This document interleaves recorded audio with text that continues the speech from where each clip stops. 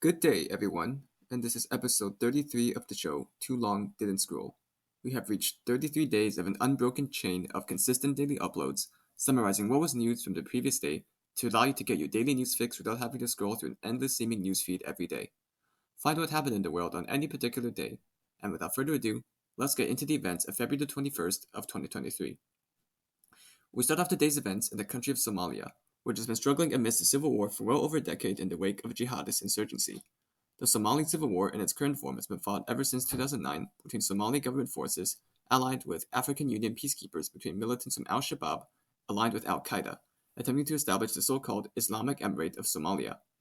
The war started in 2009 in the aftermath of the war in Somalia, when escalating instability and deterioration of order in the fragile country led to a foreign incursion by Ethiopian and America-aligned forces in collaboration with the Transitional Somali Government in 2006, which successfully fractured the Islamic Court Union and other organizations who had taken control of much of Somalia. Surviving radical groups of such organizations, such as al-shabaab, continued their insurgency and proceeded to seize control of multiple regions once again, in part due to support by local populaces for their perceived better ability to maintain order and law enforcement.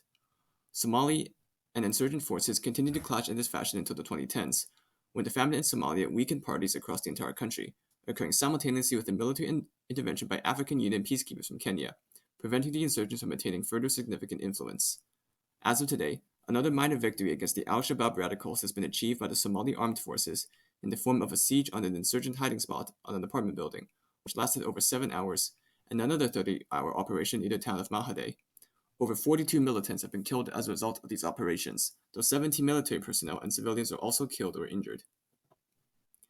We now concern ourselves once again with the Russo-Ukrainian war, which rages on harder than ever as both Russia and Ukraine prepare for what may very well be the next major offensive to decide the course of the war this year. As part of the campaign in the southern Ukraine, Russian forces have once again turned to shelling the city of Kherson, which it had previously captured before losing it to liberators last November. This recent shelling attack, according to local officials, has killed at least 6 people and injured 12 others. This attack comes with a recent announcement that Russia will hereby be withdrawing from the New START Treaty, or the Treaty for the Reduction of Strategic Offensive Arms. The New START Treaty was another in a series of agreements since 2003 between Russia and America to begin limiting the nuclear stockpiles and other weapons of mass destruction,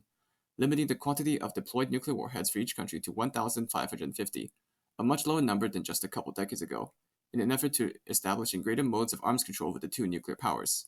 However, as of today, Russian President Vladimir Putin has announced that Russia will be suspending its participation in the agreement, citing the animosity between America and Russia and the former's desire to, quote-unquote, inflict a strategic defeat.